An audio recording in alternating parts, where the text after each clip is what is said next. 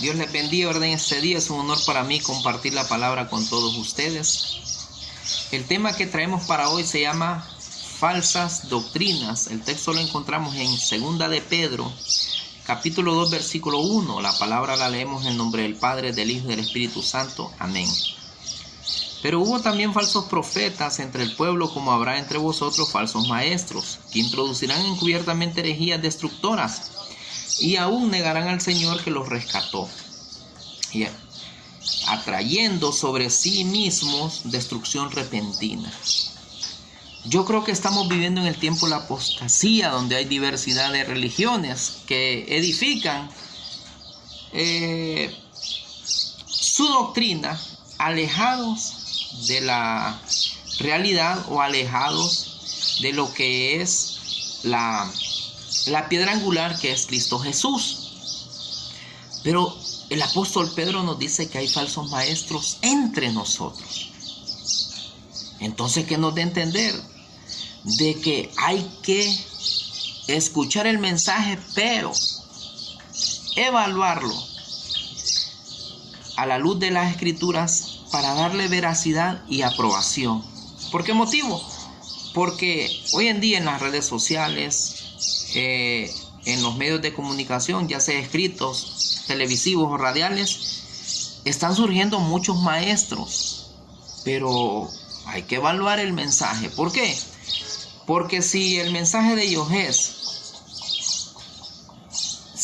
un mensaje egocéntrico que alimente el ego personal, o el mensaje es materialista, o hablan mucho de profecías de la prosperidad, o hablan del apostolado, que es un sinónimo de engrandecimiento personal, o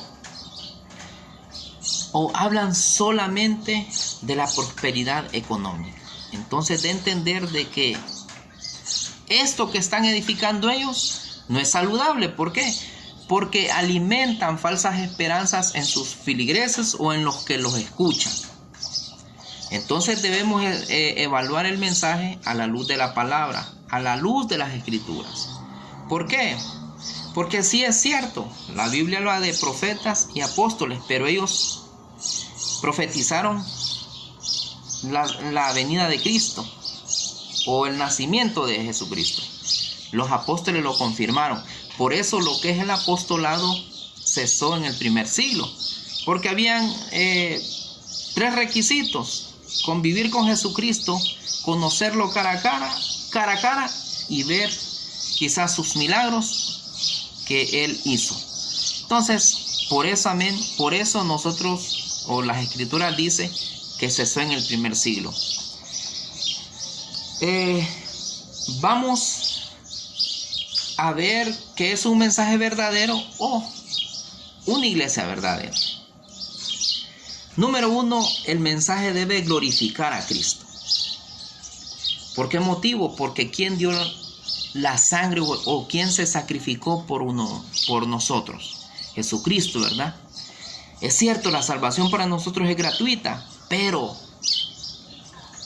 para Dios fue a un alto costo. ¿Por qué? Porque entregó a su Hijo, al unigénito, al que venció en la cruz, al que otorgó la salvación a usted y a mí, al que le dijo: yo voy a dar mi sangre por ustedes, al que llevó cada una de las enfermedades. Pero no por eso Jesucristo alimentó lo que es el ego personal. ¿Por qué? Porque Él no prometió de que nos iba a prosperar financieramente automáticamente. No. Porque entonces Pablo hubiera muerto exitoso, o quizás cualquier apóstol. No como los mensajes que hoy en día dan, que la pobreza es una maldición. No. Hay reglas y parámetros para salir de ese estado. Pero no necesariamente Cristo vino a darle un mensaje de prosperidad. No, Cristo vino a hablar que tenían que aceptarlo a Él para poder ser salvos y así obtener la vida eterna, a través de la santidad y a través de la consagración. A eso vino Cristo. Y por eso hay que glorificar a Cristo. Número 2, el mensaje debe ir o establecerse en la autosuficiencia de las Escrituras. ¿Por qué? Porque las Escrituras son infalibles, son inerrantes. Entonces, esto de entender, hermanos y hermanas, que la Biblia es suficiente, es autosuficiente. Cuando usted llegue a profetizarle de prosperidad o de bendición, vaya a la luz de la palabra. O cuando alguien le quiera hablar de apostolados, vaya a la luz de la palabra. ¿Por qué? Porque cuando alguien quiere dar algo más de lo que ya está escrito y que vaya acondicionado solo a la riqueza material, eso no es bíblico. Porque eso se llama tergiversación de las Escrituras. O quizás esa profecía es falsa. O quizás es a través de darle una profecía que le quieren quitar su dinero. Porque muchas profecías de hoy en día lo que hablan es de 100 y Dios le va a dar 1000 o 100,000 empiras. No, esa es una falsa doctrina o una falsa enseñanza. Entonces la Biblia es autosuficiente. Tercero, el mensaje debe hablar de la santificación o consagración espiritual. ¿Por qué? Porque Cristo entregó su vida, su sangre, para llevar una iglesia sin arrugas, una iglesia sin mancha.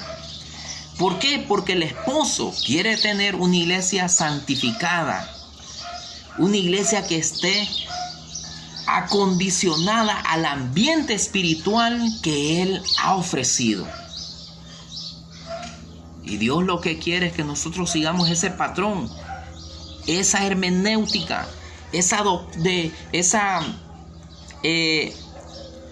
enseñanza sana.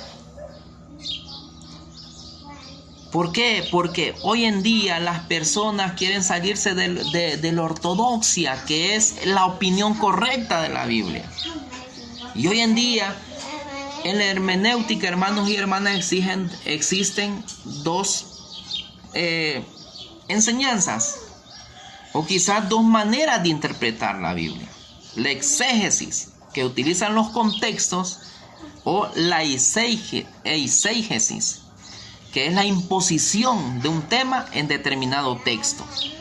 Entonces, ellos no dan una opinión correcta porque evitan lo que es el trasfondo o el contexto de ese versículo. Entonces, hay que tener cuidado, hermanos y hermanas, y aprender cada día, humildemente, y en resumen, evaluar esa enseñanza a través de la Biblia o a través de la luz de las Escrituras para darle veracidad y aprobación. Dios les bendiga. Es un honor para mí haber compartido esta reflexión, más que todo en defensa del Evangelio, ¿verdad? De un Evangelio sano, un Evangelio que le dé madurez y que no lleve una palabra adulterada. Amén y amén.